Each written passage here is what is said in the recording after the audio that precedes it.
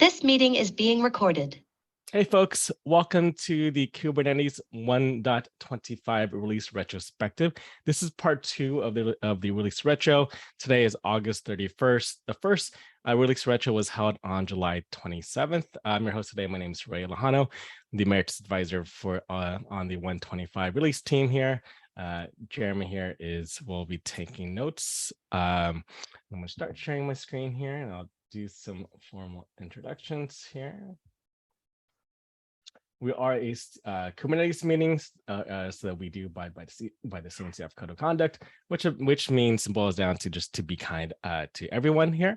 Also, this meeting is recorded and uploaded to YouTube, so be mindful of what you want to say on this meeting. We will continue on from this is part 2, like I mentioned, how this meeting works. We're going to go through the 3 different sections: the previous retro follow-up. Then I'll go through what went well in 125, what could have gone better, and excuse me, 125, and what we will do differently in 1.26. I do have a marker from where we left off, but I'm going to briefly go through from the previous retro follow-up to see if there's any changes. I did check to see if there were any changes. So I'm going to skip through all the stuff that we actually did finish, and just kind of go through what are still in progress. So let's bear with me, folks. Here, first one is the automate enhancements tracking workflow. So this is the spreadsheet replacement, or the Google spreadsheet replacement with GitHub Projects Beta. I noticed this is still in progress. There is still PR for the automation scripts that's still in draft mode here. So that's please take a look at that. There have been some good reviews since the last retro. See if excuse me. See if any folks are on the call, if they want to add any other feedback for that. All right. Next item is I'm gonna group this into one. So there's usually after release, we like to make some updates to the handbook. So I do advise all the role leads to the handbook to add an update to the handbook. So this is one of them for the bug triage, but we also have another one as well in the very bottom here to make respective updates to the handbook. We always try to make the release better in every single way. So we'll remind the 125 role leads and the shadows as well. Anyone can make an update to the handbook. We're always trying to make this process better. All right, any comments or questions? All right, one thing that was changed from in progress done is the shadow application for 126. I did add a snippet on to ask which email folks want to use. That will be used for Google Docs, emails, calendar invites. So that has been done. That is implemented in the 126 shadow application.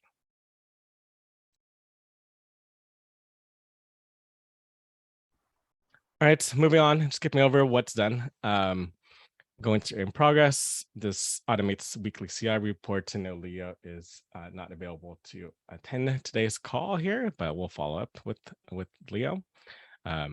Next one's also using the SIPI monitoring tool as well to test out as a pilot for the 126 cycle. Any comments or questions? Yeah, just one comment. I talked with Leo previously for those, and he planned to get it done in 126. Yeah, and okay. We'll check with him later to see if that's still in his plan. Sounds good. Thank you. Next one is another handbook update as well. So follow up to make sure we have the updates. I know there is a draft PR that's actually open from James to update the lead handbook from the 124. Especially about deadlines, especially about what happens if release is delayed. So we do definitely need to have those steps added to the lead handbook. All right, winding down here, more handbook updates to follow up with that. Jeremy's clarify what is out of tree in the docs. So I and also additional what else is things like cluster, like the autoscaler, cluster API. things that we need to clarify in the documentation.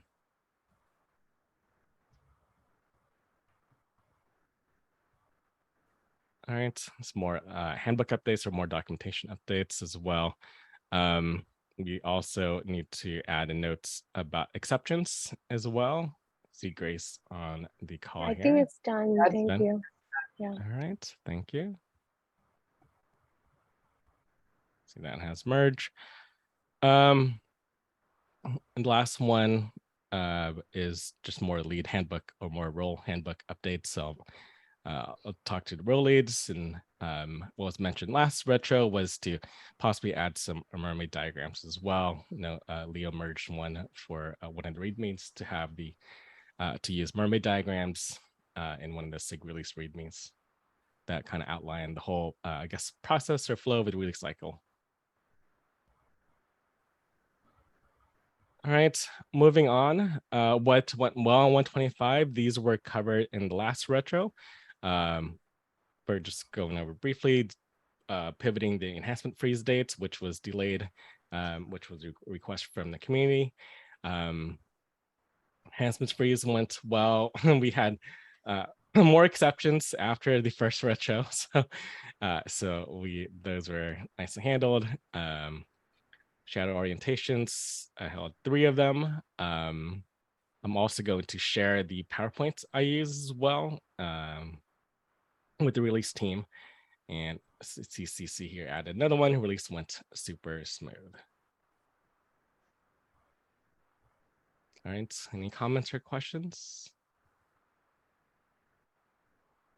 All right, where we left off from the first retro was what could have gone better in 125. So marked here, and I'm retro 1 of the first retro here. So the first new topic today's retro is from CCPRR reviewers raised concern of being asked to review a bunch of KEPs for PRR that are not on the enhancement sheet after the PRR deadline. Yeah, I guess the question is how, I know like we currently set the PR deadline as a soft deadline, but people like always wondering around like how soft it is or how hard it is regarding with the PR deadline. And the PR reviewers raised the concern like kind of in this release, share some feedback they got, like they were asked for reviewing some enhancement which not opting to the enhancement sheet. Also, they were asked to review after the PR deadline. And I know some of the PR, I know we like have limited capacity of PR review. We only have 4 PR reviewers now, maybe 3 now because one like less active. And also like they might plan like a vacation around like a PR deadline. So for example, this release like 3 PR reviewers, I think going on for vacation around after the deadline, and left only 1 reviewers taking care of all like the requests coming in. So I guess my question is like how soft or how hard the PR deadline is, and if like the enhancement hasn't been opting into enhancement tracking sheet, should the PR reviewer like look at it or like wait until it's officially being opted in?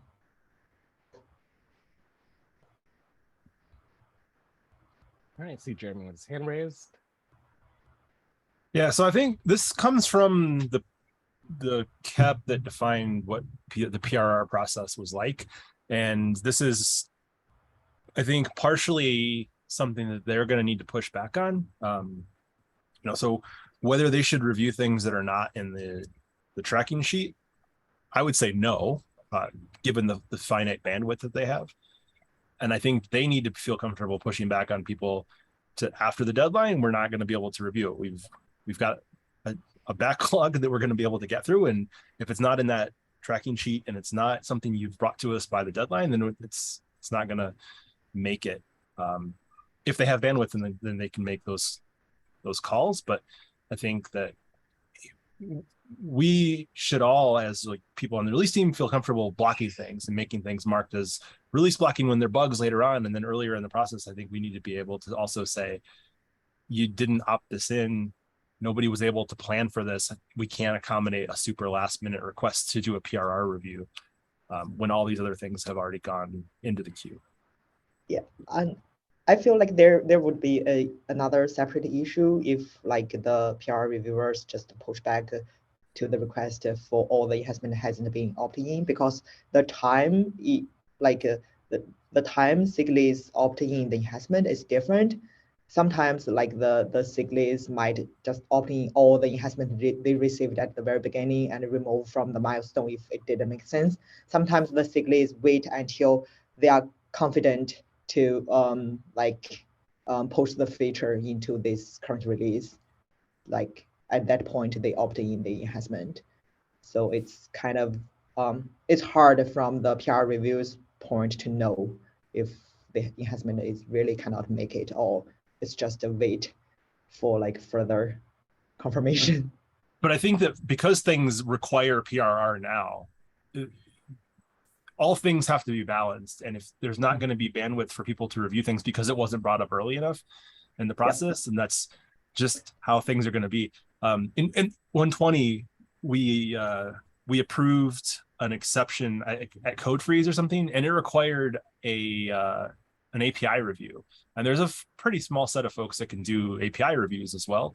And we had asked somebody from the API reviewers if they could do this, but we didn't like ask every single person on the API review group if they could do this. And Jordan raised a concern that, hey, this is super late. We don't really have bandwidth. Somebody had said they would do the API review, so that was okay. But I think just there's finite capabilities in some of these areas, and those are going to become sticking points or choke points for the process. And I'll let Stephen go now since I've been talking too much. I mean, I think you nailed it. One thing to note, we were asking soft versus hard deadlines. There's no such thing as a soft deadline.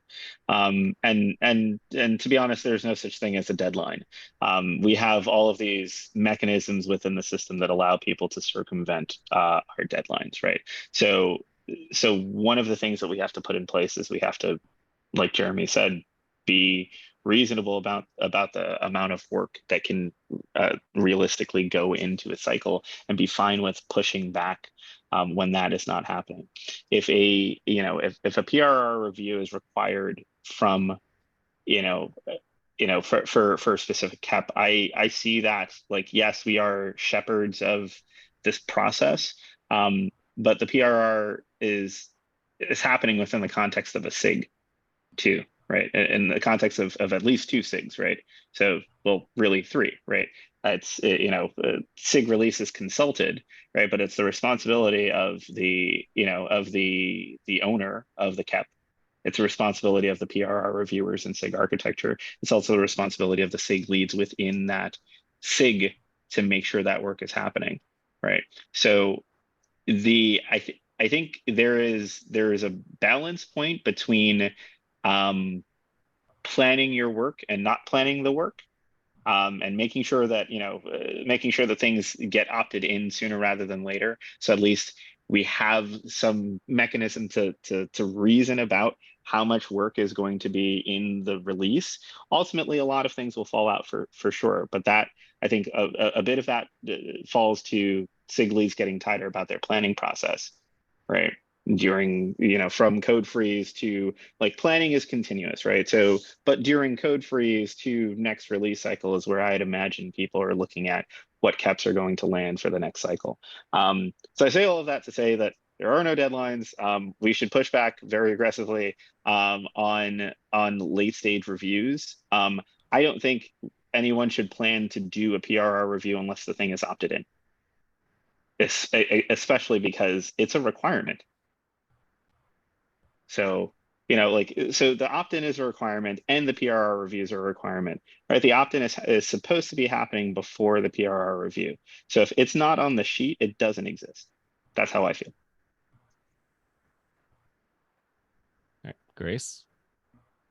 Yeah, I think an action item we can take from this is the email that the release lead sent out at the beginning of the cycle can mention specifically that the PRR soft deadline means that if you opt your PR in after the deadline, you are at risk that it will not be reviewed. So just communicate that expectation ahead of time, and can be an action item going forward.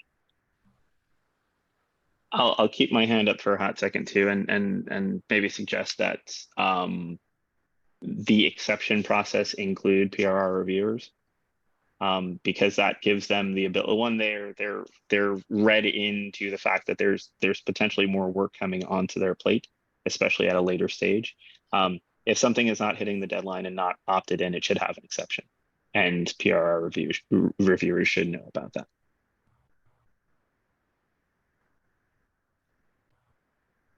All right. Is it better if we take out the soft in soft deadline? I know I brought this up before in the 123 release. Yeah, it's a reminder. It honestly, it's not a deadline. There's no such thing as a soft deadline. So I would take out the soft. Yeah, it's +1 for me on that. Stephen, can I clarify one thing you said? You said include the PRR folks in the exception process. Can they veto if they don't have the bandwidth to review something? Can they say we should not grant this exception? I think that's reasonable. Yeah, I agree.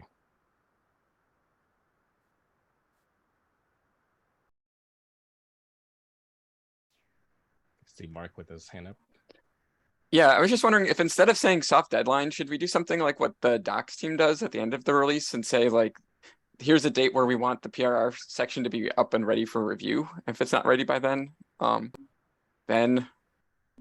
you may not make it, because that will at least force people to look at it early and maybe help figure out how much bandwidth the reviewers have. I mean, that to me is the definition of a deadline. So I think maybe there's a lack of understanding about what a deadline means, because I mean, part of it is because we are pretty lax with the way we hold deadlines in general. Yeah. Maybe being more crisp about that in that same email would help.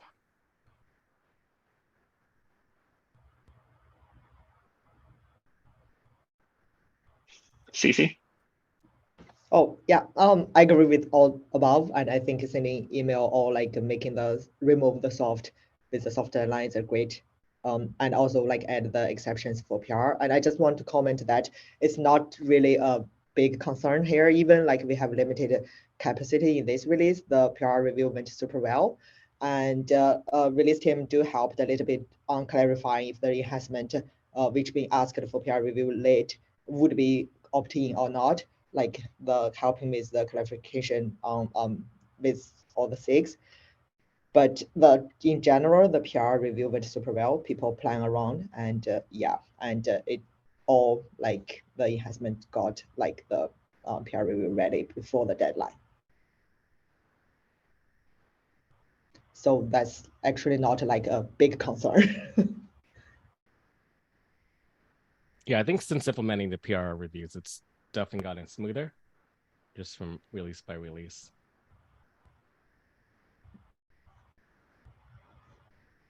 All right, any other comments or questions? Do you see, I'll highlight the action item from this is from the email that the release lead sends out at the very beginning to be very specific about the PR deadline as well. I could also take a look and see if there's any other. And another action item would be where we do mention the PR in our documentation to also add in that there won't be any PR reviews unless an enhancement is actually opted in to release. And lastly, to remove the soft in the soft deadline. Can we get, I think as we go through these, can we also get owners for them? I can own the removing soft and most documentations. Thanks, Grace. All right. And I'll take the look and I'll get up the PR deadline also and add it to the lead handbook as well in the intro email or the first email out about the release. Yeah, maybe adding to the notable changes for the sneak peek email. That's a good point.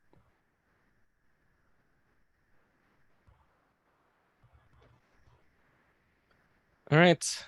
Next topic, CC, start using GitHub project for enhancement from the beginning.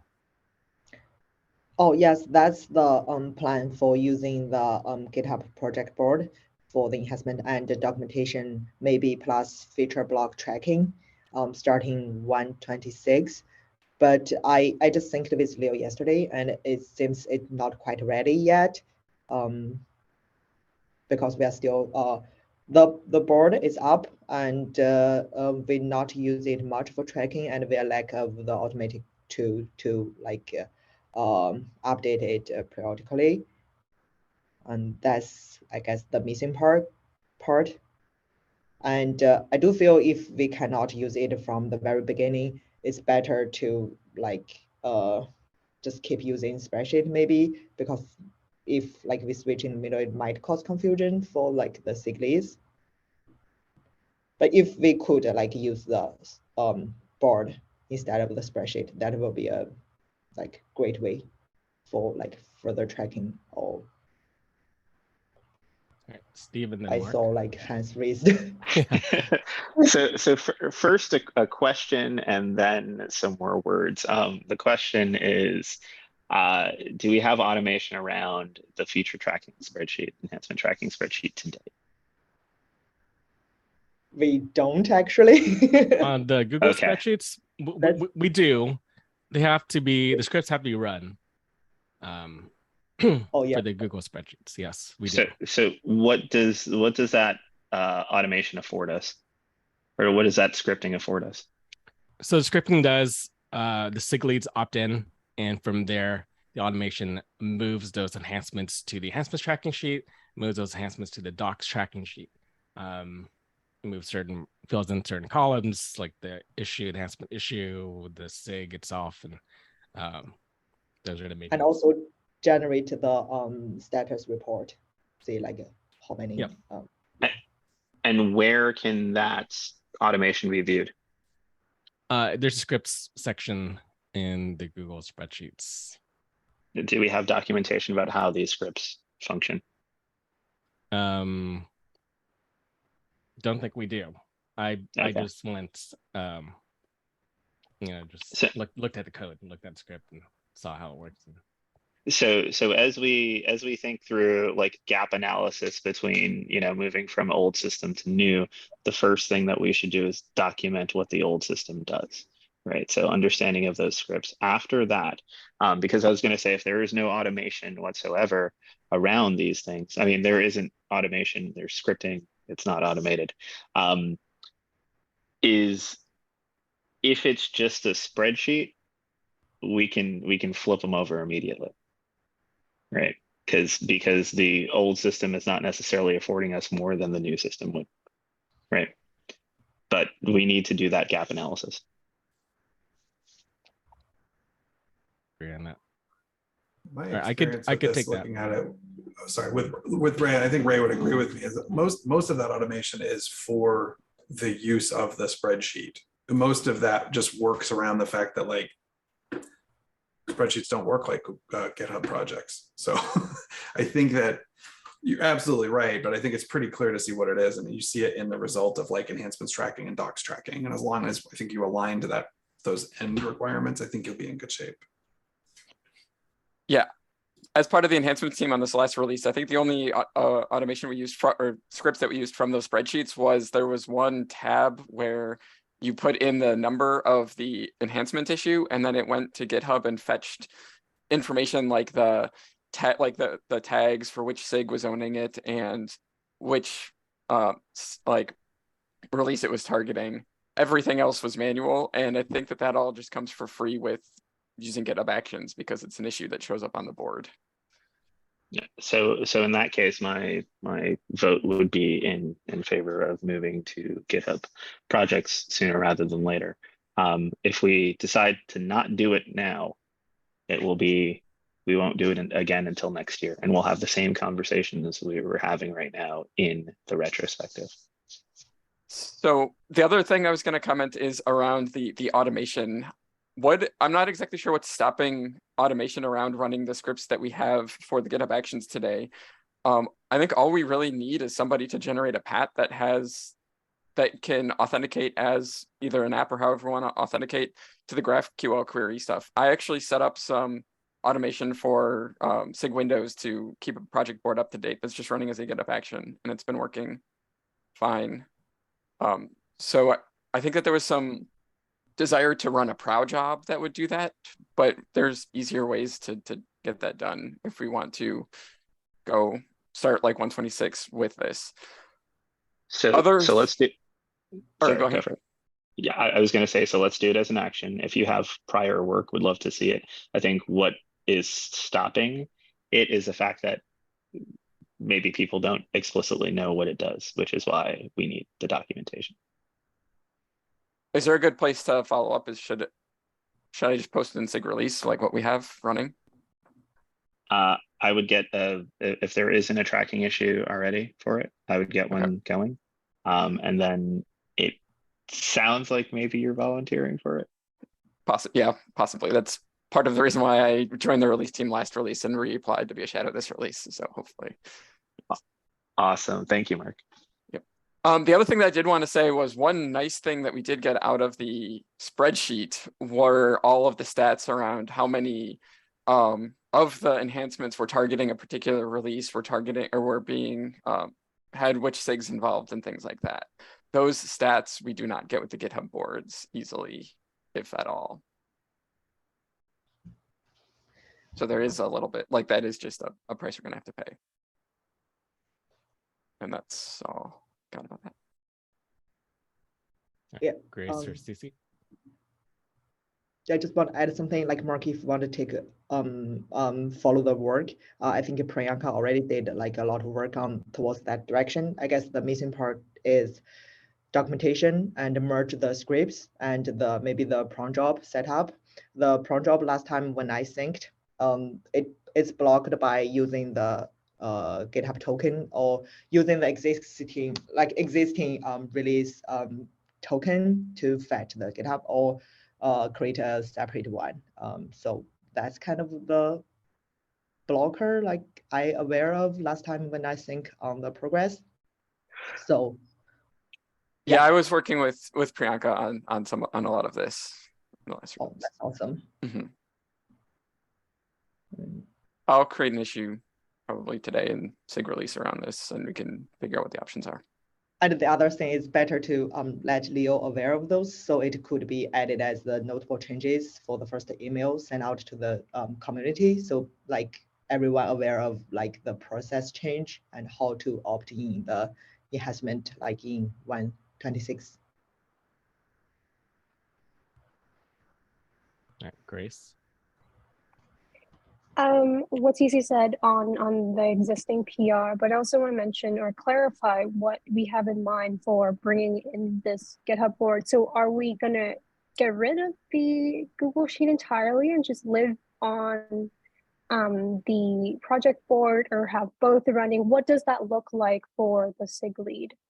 And how do we make sure that we communicate that going forward? And then one more thing is, I remember one of the major blocker from running the script is that anyone can tag an issue as being opt into a release, and a lot of people have access to it. I think that's a major blocker because even the patch, I don't think that's a major blocker at the moment because individual shadows can kind of just run it locally, right? Like we may not have the prow, but I don't think that's a blocker.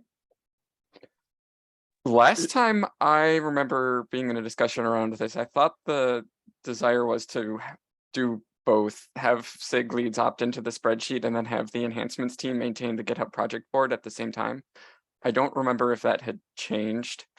And I do remember also talking about ways of having it so there were maybe specific tags that only a certain subset of folks could add to issues. And we would use that tag to gate which issues got added to that project board. I'm trying to remember where all of these conversations happened though. Just to add on that, I think the idea was to run the sheet and board just for one cycle together and then switch over to the board fully. All right, I think Stephen. If the last I heard of this was maybe the last, the mid-cycle retro. So I would caution about running things in parallel, because any conversations that we've had about enhancement improvements and things like receipts and stuff, like those conversations have been happening for multiple cycles. Like if we're going to do it, we gotta just do it, take the hit, be very upfront with people about where the gaps are and work to close them across the cycle. If we don't do that, we will be running these things in parallel forever.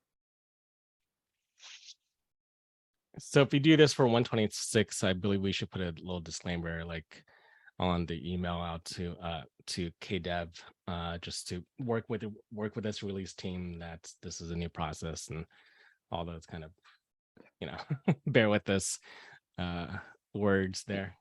Yeah, and I think we should get Ryan's feedback or input on this too, since he's going to be the enhancements lead. I think he should probably have the ultimate call. And with regards to the tags, the same way we have milestone maintainers, we can do a smaller subset that is specific to the release group that has access to tag whatever this opt-in tag is going to be. That way we have the assurances that that tag won't get arbitrarily popped off the issues. The problem with the milestone maintainers group is that it is so large, and it is required to do some of the things that you need to do. So we'll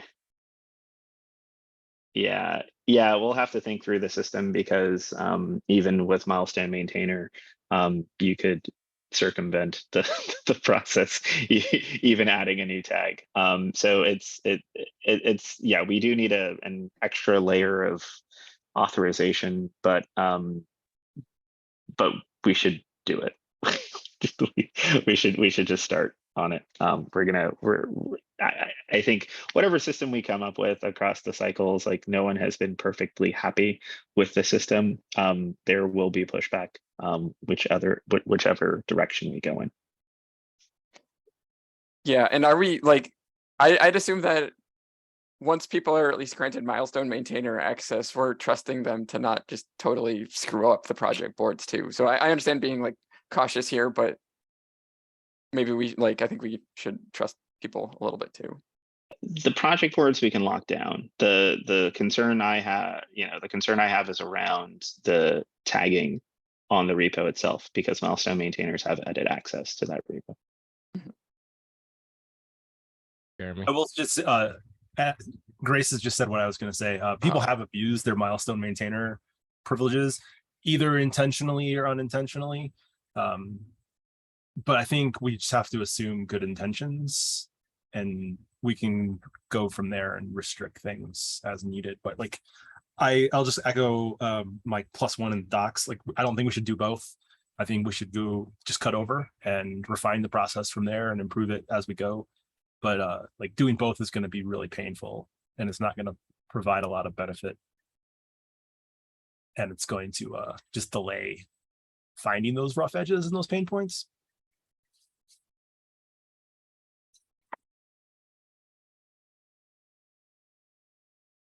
Thanks. +1 for me on switching over. I feel like otherwise we will be talking about this for the next releases.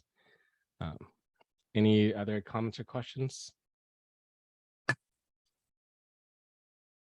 Sorry, last comment. How do I follow up on this? Is this like the enhancement want to start like a thread, or should I join on like the shadow meeting? I would say it sounds like the folks who signed up for some of this stuff include you and Mark. I would work with you, Mark, and Ryler, compile what we've written in the notes into a GitHub issue and kind of break out the work. But let's turn this from meeting notes into something trackable first. Then whatever Slack conversations, ad hoc meetings fall out of that is fine. I'll create an issue in Kubernetes SIG release, at least for the high level tracking, and make sure that Grace, you're tagged and Ryler's tagged, and then we can go from there. Perfect. Thanks, Mark. All right, last call on this topic. All right, next one is from Leo. The release team GitHub project board is not up to date and not really in use. Some of these cards could be moved into other boards like the CI signal. Yeah, some of these have been very stale for 123, 122 here. Thoughts about this board here? We do have 3 backlog. So I would say that, part of this is the responsibility of SIG release leads. We need to disappear all of the existing boards, I think, and convert over to projects beta or projects now GA. Figure out what our structure is for that and how cards will flow in. The stuff that has been tossed onto, overall, all leads across all sub projects and the SIG, we need to get better about issue triage and getting things into the board, even though we're completing them, they're not necessarily representative of the work we're doing if we can't show them off on the board, right? So part of this is switching over to projects beta wholesale, or projects GA, new projects, whatever it's called now. But also the tasks that are on this board are representative of long-term tracking tasks, right? They're not just necessarily items that should be completed within the scope of a cycle. They are items that are supposed to be for the long-term, the ease of use or day-to-day operations of the teams. So when we don't address them, we end up talking about them again in the next retro. So yeah, I think in an increased effort around issue triage and around prioritizing tasks that are kind of priority long-term, or else they will remain in the backlog. All right, any other comments or questions? So the action item is for SIG release leads to generate and move over to the GitHub project. Burn all of the boards. Yeah. Sounds good. But I'm wondering what kind of issues land on the release team project board. There are some which are like, those of perma open issues, but I was wondering if you have been using that board over the cycle, which from Leo's comment seems you're not. But because I understand the other boards and SIG release tracking longer term issues, but the release team is more of a more rapid cycle. So does it make sense to still have that board up, or maybe disappearing it if no one is using it? So the way I feel on the release team tracking board is most of those issues that were put on that board were put on by SIG release leads. And with the understanding that they are long-term tracking issues that should be burned down by the release team. So this is, I think if we remove the board, we're saying that those issues are not important. And I don't think that's the case. So trying to figure out how to balance providing visibility to them while actually getting them done. Yeah, not saying that they're not important, but more in the sense that we're maybe not tracking them in the right way. So these issues are kind of issues that should be handled not in one release cycle, but across several. Is that what you mean?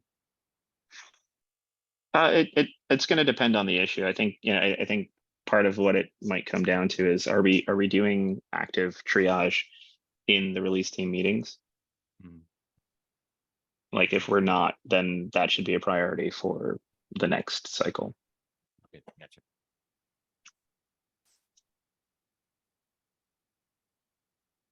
All right, any other comments or questions? Next one's from CC, suggested by Josh Burkus. CI report includes human content like calls for action on any stuck failures. And kudos for anyone fixing failed tests. And yep, Leo put note that he likes this idea. CC, do you want to add anything to this? Yeah. So currently, CI Signal team already like post like at least a weekly report into the channel and create issues and tracking if it's got fixed or not.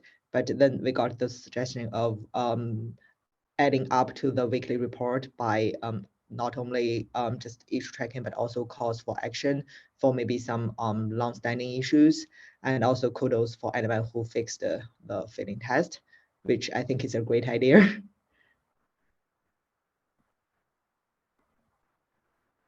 Any comments, or do we want the CI Signal team like take this suggestion and move forward with adding those kind of stuff in their weekly report?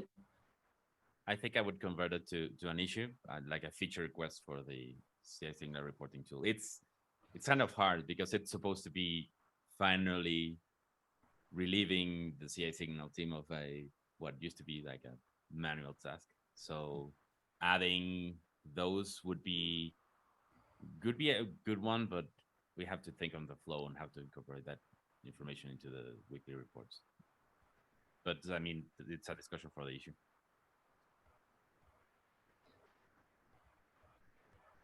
Sure, I guess yeah, we can create an issue as a start point, and Yeah, then I can add it. I can add it, no problem. All right, Adolfo's gonna create the issue. All right, any other comments or suggestions? Next is from Veronica. Release schedule delays ended up being tricky to accommodate an additional beta release, which would be an ideal option according to former discussions. I already discussed this with people involved in this. So I guess that for reference in the future, let's add this to like a public in the handbooks, possibly, that the ideal thing to do is to have at least 2 betas. Because I knew this because someone else, I think Puerto, communicated this to me in a private conversation that was based on other private conversations and so on. You know, so we want to transfer knowledge in that matter. But also the scheduling conflicts that we had for 125 won't be a problem for 126 because Jeremy is already on it. So yeah. That's it, I guess. All right, any comments or questions?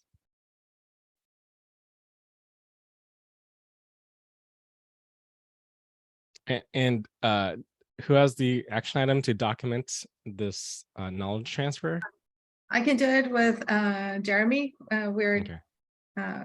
adding things to the handbooks and things like that based on his experience shadowing, although I have to say that he did most of the work. All right. Moving on to next topic. Is there any other last call for any comments or suggestions on this? Apologize if you hear that in the background. Next topic is for me. So I received some feedback that release team would be better if all the sub teams act like a single team. This some context behind this is that the shadow shouldn't feel like a shadow, like they should feel like they could do the same task as a lead, which is what we intend, and which is stated in the handbooks. But one suggestion out of this or from this feedback is just to, on the release note, on the release team meeting agenda, instead of having when folks add in their names and their pronouns, and also like how they're part of the release team, to not put shadow, just put like Ray enhancements instead of like enhancement shadow. So that's just some of the feedback I received during this cycle. So that and just even though small change could have more of an impact, that folks just don't feel like, you know, that they could take more of a charge in their role in the release team.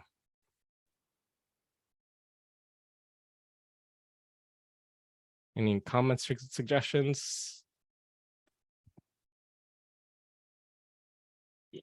Yeah, I'm gonna challenge that. I think that it is important I think it's important to recognize folks for all of the roles that they do. I think a lot of us hold a bunch of different hats, and I think part of the reason that we've done it is, you know, whether it's work requirements, whether it is you know, whether it's genuine interest in the respective groups, whether it's fame and glory, whatever you want to call it, whether it's like building an open source resume for the sake of attaining positions in future. I think it is important to recognize when someone is leading a track, period. The responsibility of those leaders is to make their teams feel like they can contribute in any way, shape, form possible, right? There are instances where you know, I think this is more, you know, more specific to, say, the release team lead, for example, right? But there are instances where opportunities or requirements will pop up, you know, for the role, whether it's like the CNCF webinar, speaking to press, that are going to be designated to the lead. We have to like recognize those roles and have someone on point for those tasks.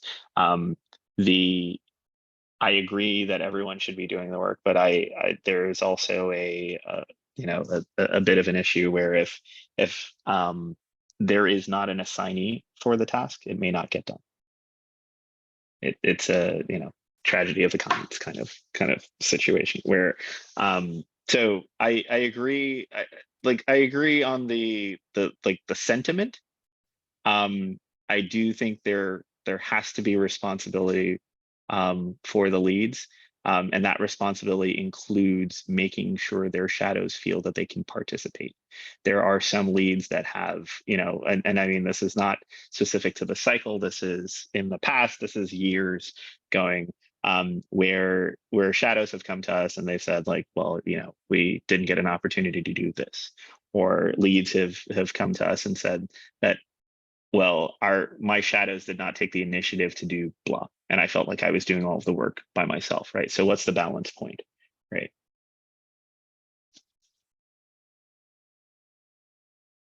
All right, good points.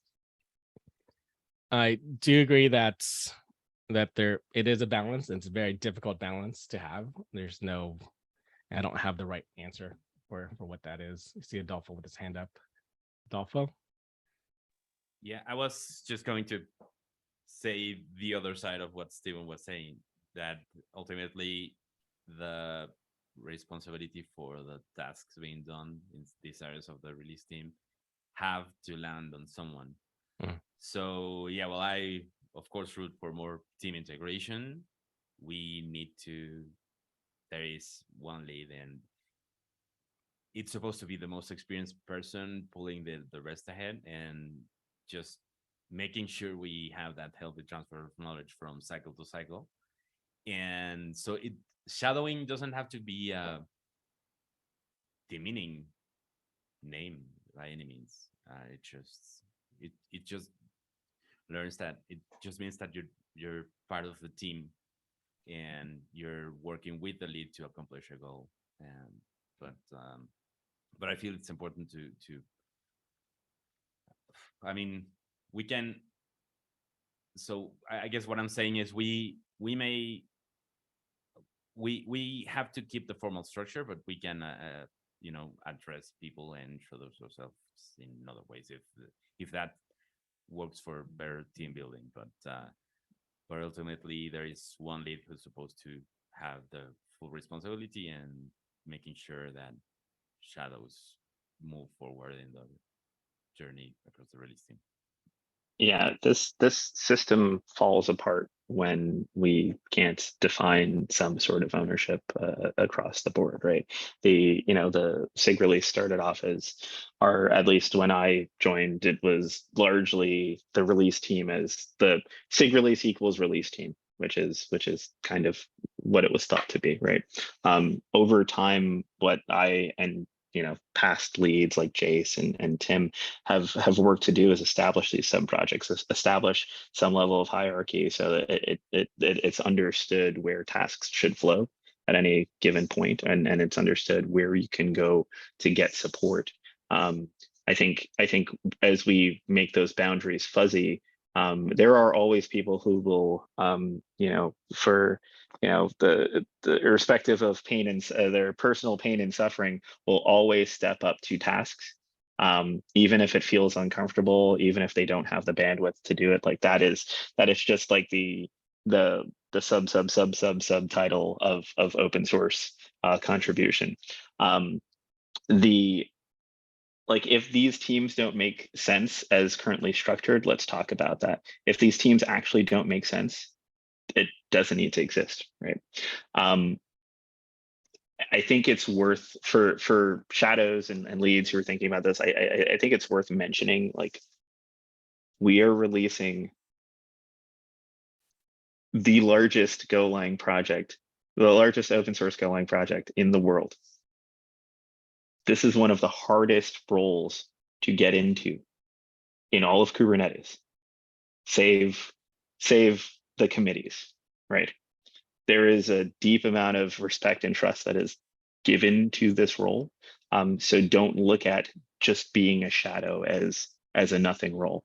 It was hard for you to get there. And there were tons of conversations that happened in the background between role leads, release team leads, SIG leads to make the decision to include you on the team. So you were there. It is a respected role. You're expected to uphold it, to rise to that occasion.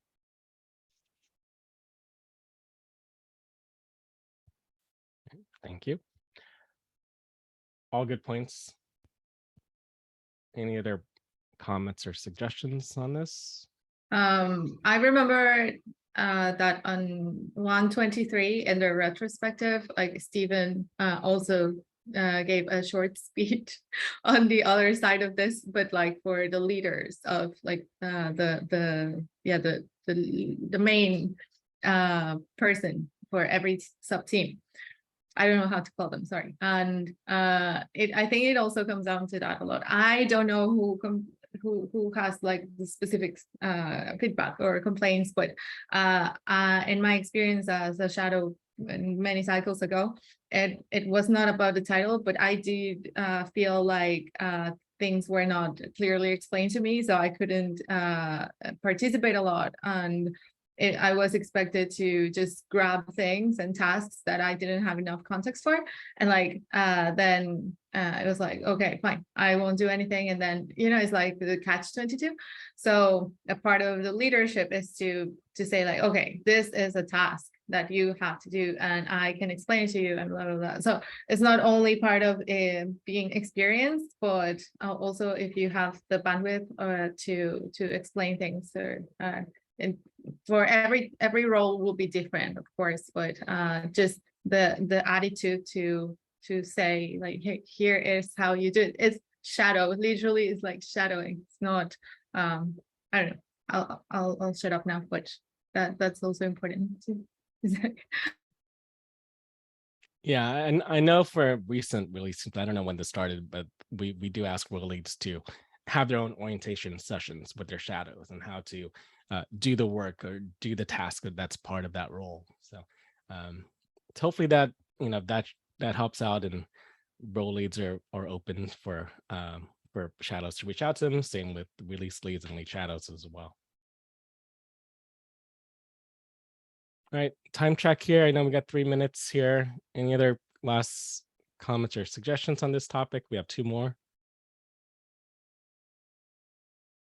Next one is from CC, documentation tracking for changes not in enhancements tracking. Yeah, I'm curious, like if we should track it or not. It's triggered by a reversion happened like right before the release, like few days before the release. There is a feature change which didn't being tracked in the enhancement sheet. Got merged and later being reverted like 3 or 4 days before the release. Um, and it was expected to have like a cap update, but failed to have it. And it might not be a good topic here because I trust Siglis could like make the good judgment on this. But the just a following up question for like the documentation around those kind of changes which are not being tracked in enhancement tracking, should the release team somehow like track them, or like it's okay to let like the author decided to when or where to add them? Because I do observe the documentation missing for some of the feature changes like previously, and I'm not sure if it's only depend on the author to like to do their job of filling the missing documentation, or release team should like work on something to It's, like I think it's up to the docs team as well for that tracking. The docs sub team and the release team for the tracking if there's any reversions as well. The docs team should be well aware of what of the documentation changes for the release, and they could help with any reversions. I think some flavor of this happens all the time because the process isn't perfect and there are lots of ways that things can land. There's lots of ways things can get committed. There's lots of ways things end up getting reverted when there's problems found with them. There's lots of like things can get done, and then like we've got a revert that happened right after 125 to move something back to alpha because there was a big problem found with it. So in 125.1, there's going to be a cherry pick that flipped the flag back to alpha for something. Like none of this is ever perfect, and I think that it's always going to come down to the release team kind of making a judgment call and figuring out what the best path forward is, making sure that we're getting the best release that we can possibly get out. And if that involves reverting some things, that we revert some things. And if it means like figuring out what documentation things need to happen at the last minute, or we can't do those, we have to revert them, then it's going to happen. But there's no like hard and fast way where we can lock everything down with, given how all of the approvals and how the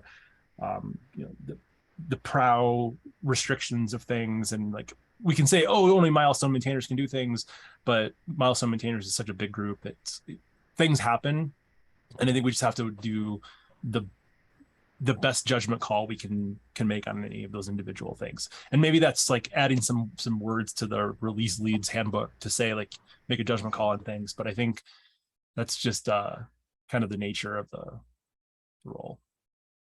All right, we have one last topic. I know we're out of time. Should we finish this one last topic? Let's hold it. I think Okay. I gotta there drop. will there will also be some discussions about this in the SIG release meeting. Okay. All right, let me stop recording. Thank you very much for attending the part 2 of the release 1.25 release webinar. Bye, everybody. Hi.